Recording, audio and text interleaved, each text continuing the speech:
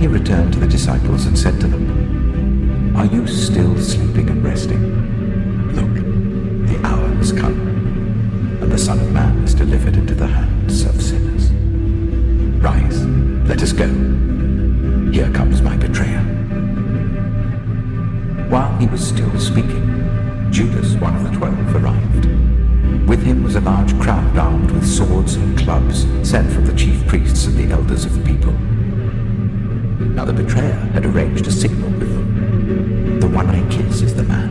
Arrest him."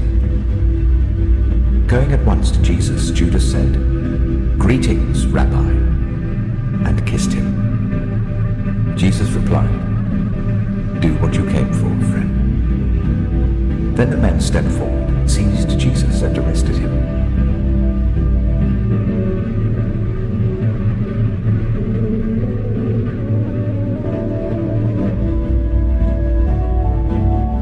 Jesus stood before the governor, and the governor asked him, "Are you the king of the Jews?" "You have said so," Jesus replied. Then Pilate asked him, "Don't you hear the testimony they're bringing against you?" But Jesus made no reply, not even to a single charge, to the great amazement of the governor. "Do you refuse to speak to me?" Pilate said. "Don't you realize I have power either to free you or to crucify you?" Jesus answered, "You would have no power over me if it were not given to you from above. Therefore the one who handed me over to you is guilty of a greater sin." "Which of the two do you want me to release to you?" asked the governor. "Barabbas," they answered. "What shall I do then with Jesus who is called the Messiah?" Pilate asked. They all answered, "Crucify him." "Why?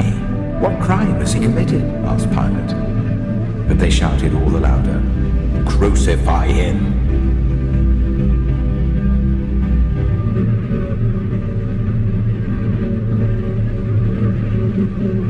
Then the governor's soldiers took Jesus into the praetorium and gathered the whole company of soldiers round him. They stripped him and put a scarlet robe on him, and then twisted together a crown of thorns and set it on his head. They put a staff in his right hand. Then they knelt in front of him and mocked him. "Hail, King of the Jews," they said. They spat on him and took the staff and struck him on the head again and again. After they had mocked him, they took off the robe and put his own clothes on him. Then they led him away to crucify him.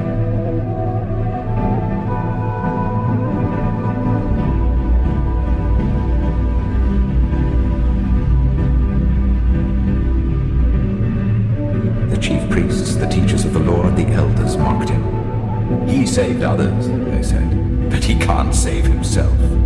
He's the King of Israel. Let him come down now from the cross, and we will believe in him. He trusts in God. Let God rescue him now, if he wants him. For he said, 'I am the Son of God.'" About 3 in the afternoon, Jesus cried out in a loud voice, my God, why have you forsaken me?"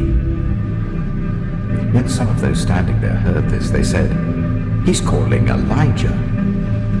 "Now leave him alone. Let's see if Elijah comes to save him." And when Jesus had cried out again in a loud voice, he gave up his spirit.